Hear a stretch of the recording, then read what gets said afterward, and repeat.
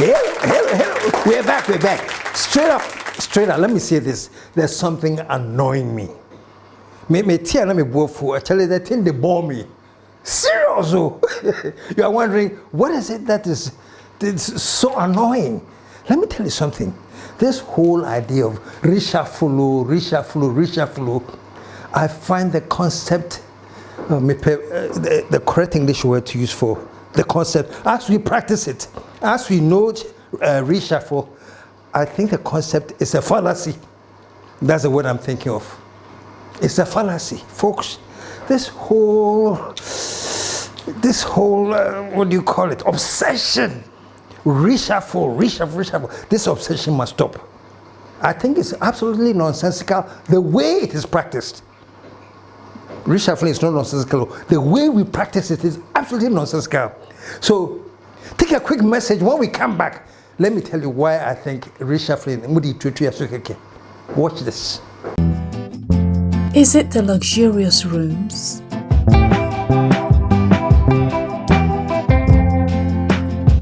Or the serene green surroundings?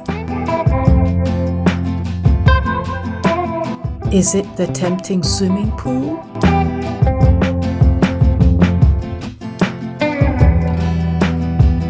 Or the classy conference room?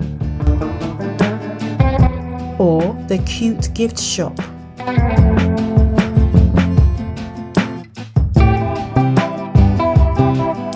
Maybe it's our chef's array of cooking delights.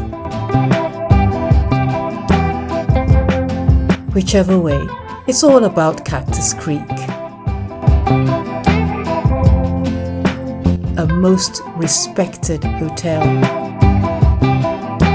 055 039 5007.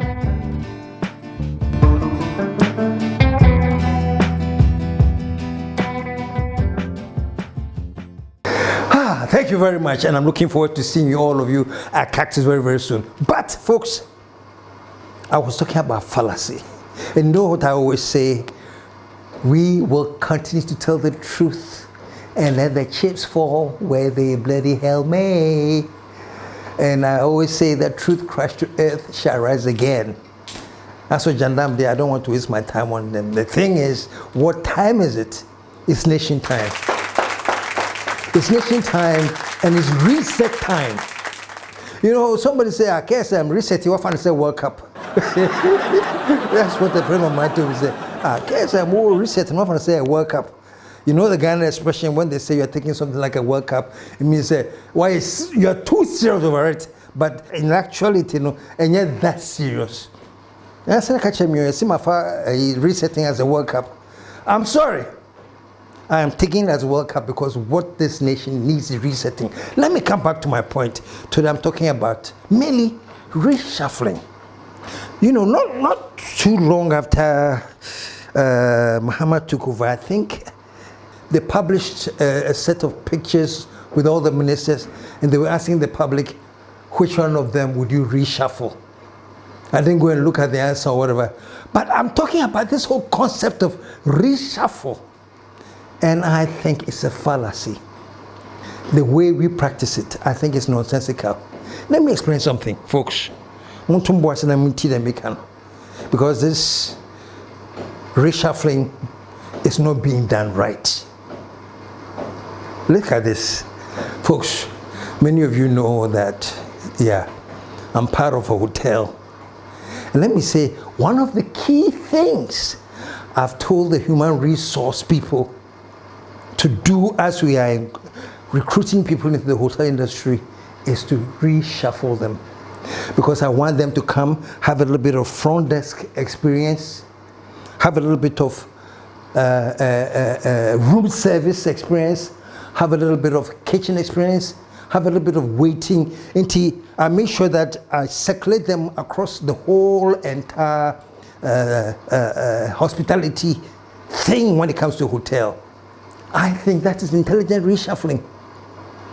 So the waiter knows how to do house cleaning, they know how to do this. You know what I'm saying? Let me cut my long story short. That is a system where we talk about reshuffling. I see that it makes sense because the reshuffling is just exposing people to different aspects of the work and training them to understand the different aspects of the work. That makes sense. But folks, when we talk about political reshuffling, reshuffle. This is what happens. Everybody's with you. Mahama, you must reshuffle. John, reshuffle not Chedodo.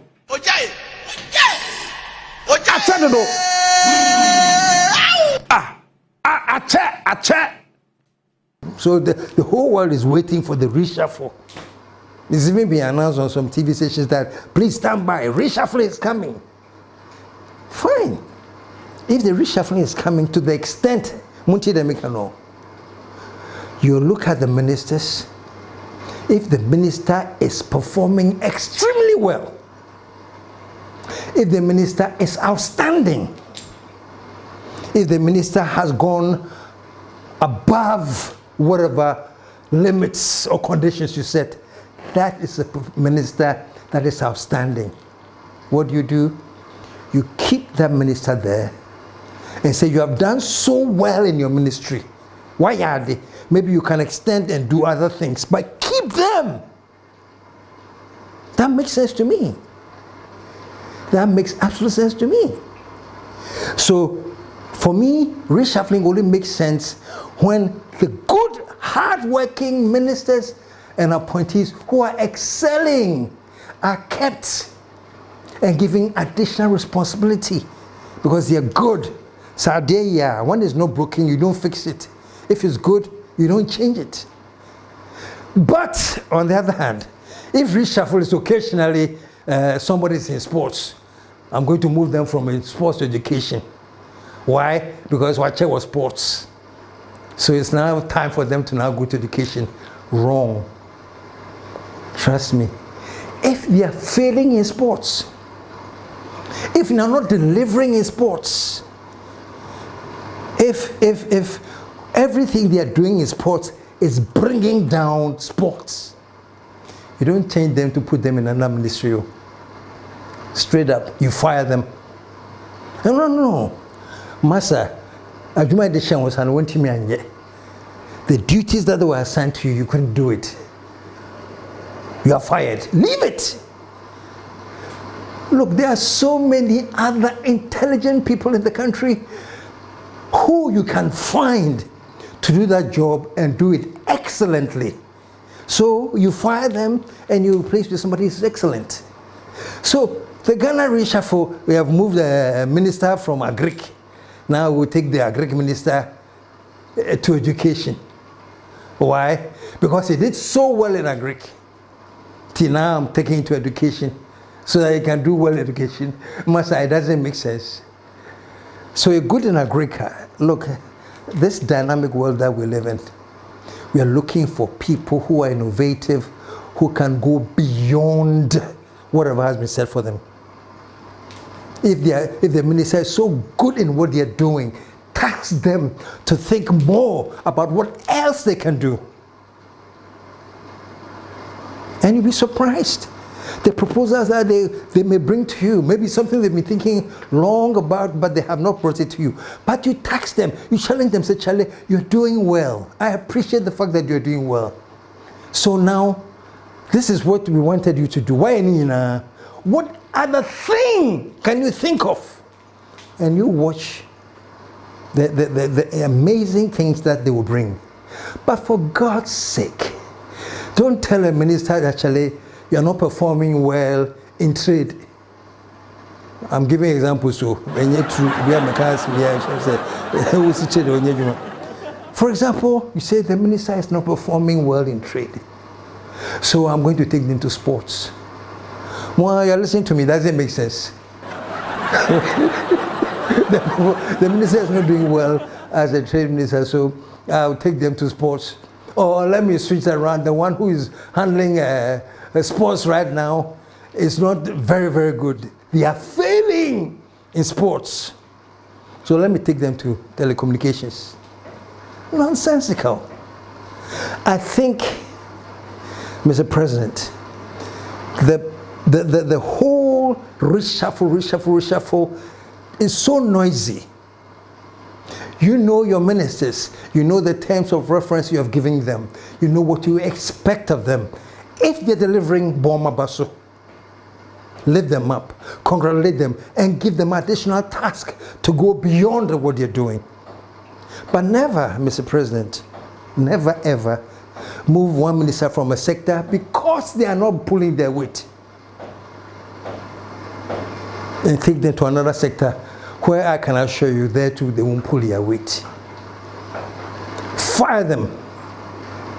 So that's why I say reshuffling for me when it comes to politics and government appointees, it's a fallacy. Straight up. What's the discussion? Please go home. You're not delivering. You are failing. Go home. But the fact that you're failing does not mean I should reward you with another ministry where I think, so that when you fail is okay. No. Are we joking here? So for me, I think the most important thing, that's why I say my reset, work up, no. If we are really resetting, then we have gotten to the stage where ministers that are performing, appointees that are performing, appointees that are delivering, please give them all the encouragement they need and challenge them. Give them bigger tasks and they will improve that sector even much, much more than you ever expected. If they're doing well, you keep them. If they are messing up, there's no discussion. Basically, you are not good here, you are messing things up, so let me put you in a fire. That is in line with resetting, by the way. That's why I may have taken it as World Cup. Look, for me, resetting means one thing. The very foundations of our thinking that are wrong, we are shaking those foundations so that we start thinking right. End of discussion. You cannot spearhead a mental revolution in terms of people must reset our minds and rebuild this country based on the old theory. Say, oh, how they reshuffle kakra. Nah, it ain't. Don't let any minister feel so comfortable, so just reshuffle them. Let me take a practical example. After forcing, of course, doing extremely well with finances, he has brought visible changes. We all see it. That man, Nabomoding, he's working well. So what do we do now? Now, shall we think of something else that we should switch to force into? Maybe take him to environment. I have to laugh at this. So there's to force him to be the new Minister of Environment. So that he can do exactly what he did with finance and environment. Let me tell you why to force him performed well. His background, he has a background in finance, he has a background in taxes, he's a trained economist. So those three key things, were the recipe of success in finance. So keep him there. Add more things he should be doing. Let him do even better than what he has done. But for crying out loud, because me to force environment and I'm in the sports wherever. No, let me wrap this whole thing up here in very, very simple terms. We are resetting you. Today should mark the beginning of a new opportunity. An opportunity for us to make a difference in our governance and our economic management. We shall reset our dear nation, Ghana. We are resetting, we are changing minds. And parts of the mind change is to stop things that we used to be doing long ago.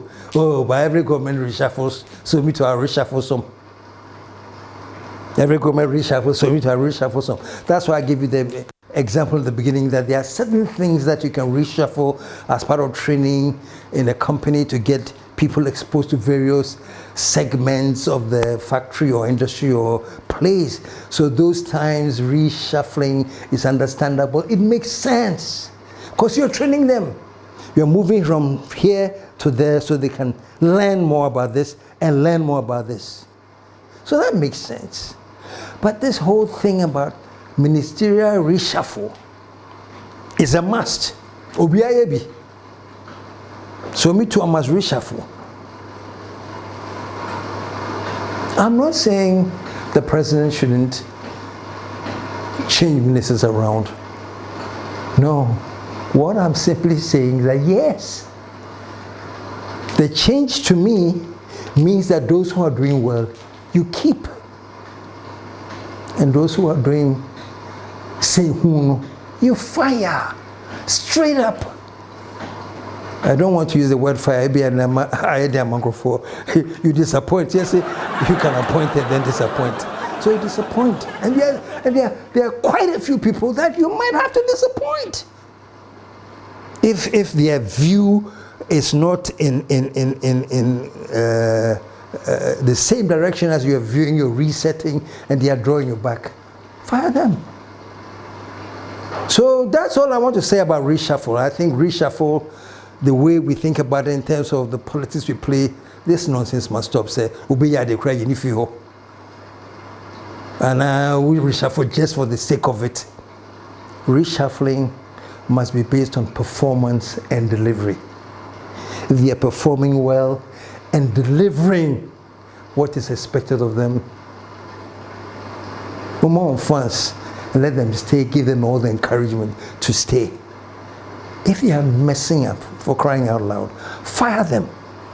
So for all the people who are talking reshuffle, please be bold. Add names that this one is not doing well, so remove him. Don't reshuffle him, remove him. This man is doing well, let him stay. And there are many people. Do you think there are people, there are not many people out there who can do everything that all the ministers are doing, maybe even better? The reason sometimes we have wrong people in the wrong places, wrong square pegs in the round hole, is based on our bogus vetting system. I'm saying it today, the vetting system that we have in Ghana is the most bogus because it doesn't allow people to really express their thinking that they have. It has become like a parade. When you go for vetting, then your wife, the chief of your town, the Abusuya Penyin, the linguist, now they are sitting behind you. What for? Me is serious. Who call for vetting? Now you have to bring your whole family to come and sit behind you, your village chief. Are you serious? Me go for the vetting, and when you pass the vetting, then in the evening you have a celebration in your house and let them come there, but not at the vetting. And I've said this before, and I'll say it again. Every person being vetted for a minister or for any position is one-on-one, or the minister and then the vetting committee plus whatever, parliament, whatever, for the questions. But check this out. Every person who is being vetted must be given the opportunity to do a PowerPoint presentation. I kid you not. So I want the PowerPoint I say, right now, you don't deserve to be in ministry in this dynamic age we are in. If you don't understand PowerPoint, you don't deserve to be a minister. Every person who has been nominated to be a minister, you go in there, you have a PowerPoint presentation. Number one, explain to us what you are being vetted for. Maybe they're taking you into agric. Explain to us what is your concept of agric. What is agric?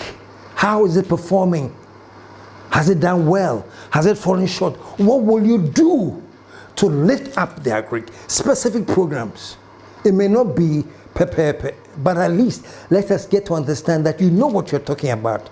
When I come to agric, I'll do this, I'll do that. This is where my focus will be. Do a PowerPoint presentation. When I'm 5 pictures, explain what you do with the ministry, how you're going to do it, what has gone wrong, what caused it to go wrong, and how you fix it. What are you going to put in place that will fix it? That's what you have to go and sit at the vetting and talk about, not whether you speak tongues. Thank you, Mr. Chair. Are you a Catholic? A staunch Catholic. Ah, okay. Do you have a firm belief in the rosary, the power of the rosary? Yes, Mr. Chairman, I have one here. Are you familiar with St. Francis of Assisi's prayer? Do you pay your tithe in the church? They have your records of tithe My pay? dues, yes, please. You regularly? Yes, please.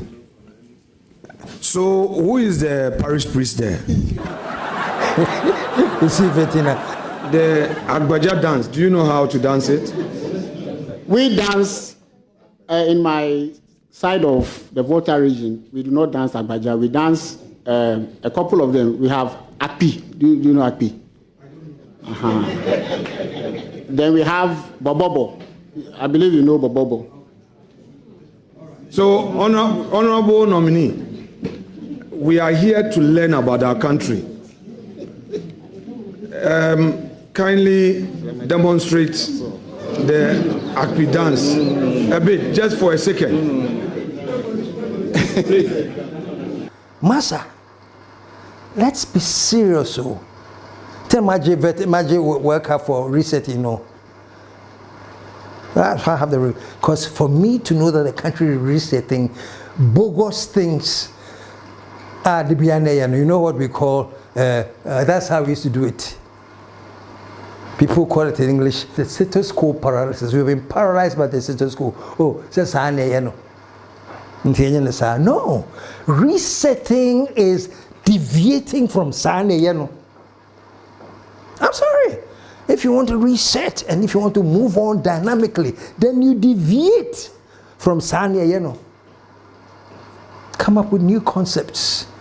Come up with challenging concepts, because this world that we are living in right now is no more joke. I used to tell, back in the day, long time ago, I used to be with Springboard. Every university in Ghana, I've gone some secondary schools. That time, I had the energy to go and talk to the youth. One thing that I always told the youth, I said, in our time, long ago, it was really okay and it was really acceptable to be good. Okay, somewhere you're good. Oh, you're good. It was okay to be good. But the world we live in now, it's easy to be good. The world we live in now, everybody is good.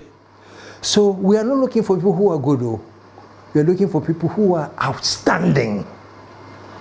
They are better than good, better than best. Only outstanding. They are distinct. Reset in the.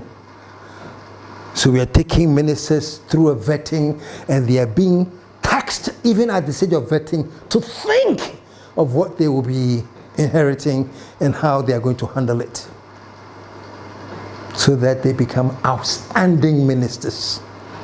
That's why I said a few minutes ago, saying that Atoforzen has economics, trade, taxes, finance background. Why won't he be outstanding? Why won't he be? Take the same Atoforzen and maybe take him to sports. And you say, hey, failure is what? So all I'm saying is reshuffling, When people are there and they're excelling and they're doing the right things, you don't touch them. So if you're reshuffling, maybe you're reshuffling and say, this person shouldn't have gone here in the first place. They'll be better here. That one, Krameti, I say. But I am saying that if we get the vetting right and that stage right, there will be no need for reshuffling. A black one doing very, very well with his foreign ministry thing and that whole background he has, and so he's doing very, very well. You get us, Charlie, we are reshuffling. I'm going to take a bracket to fisheries. not for any reason, but say I reshuffle and say a black with fisheries. And then you take somebody else and put. No, folks, let me cut it short. Let's reset. And resetting means you don't reshuffle. You fire those who have been fired and appoint those who can do it. That is my version of resetting. We are no fire. Let me end on resetting and talk recently about the the bogus awards that created so much controversy. I still don't understand that whole system. Some said, oh, then nobody asked you for money. Others too said that people solicited for money. And if you pay the money or you buy enough tables, then come and then we'll give you an award. Let me say this, folks, especially to you now appointees of the government.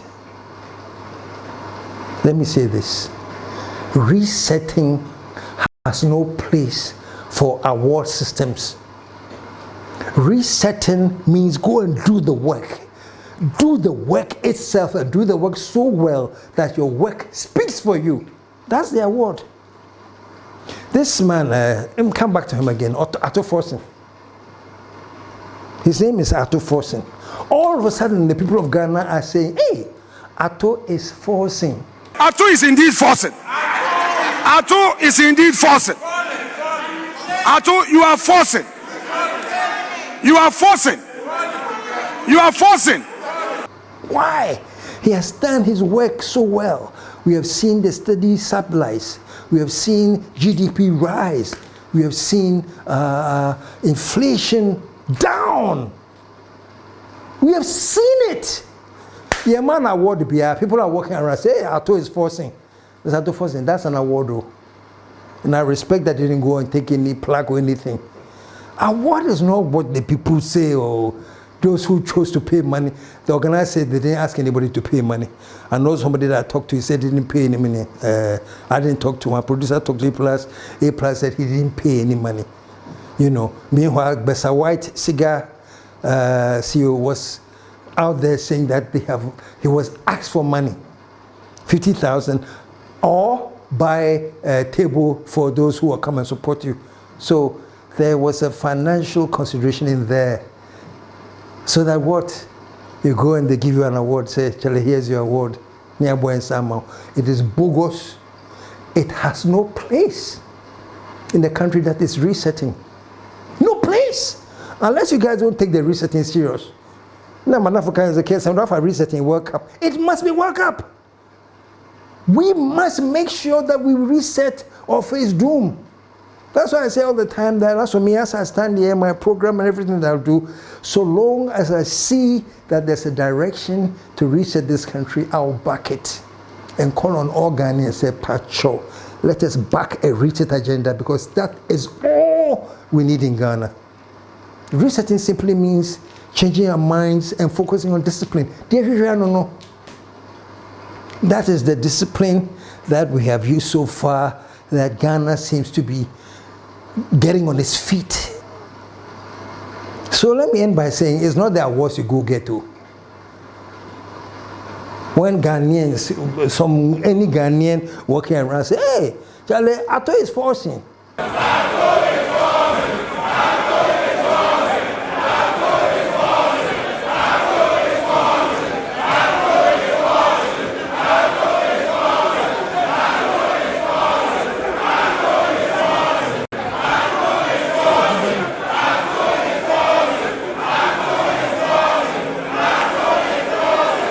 Atto Forson may himself not be aware, but that's an award that the people are giving him. It doesn't have to be a gold chain across your neck now. The amount you shout nice when you award no. And to all your appointees and all you ministers who have been appointed and those that may yet be appointed, please go and work. Go and not be good though. Everybody's good. Go and become outstanding. Deliver results that the nation will benefit from. Let the people of Ghana say, hey, Charlie, Kofi Boa. I hear all the time people praising him about whatever input he has done in the forestry place in Galamsey. These are awards. Let me end now. Let me end on saying two key things. Reshuffling does not make sense to me. Say when they're just playing chess.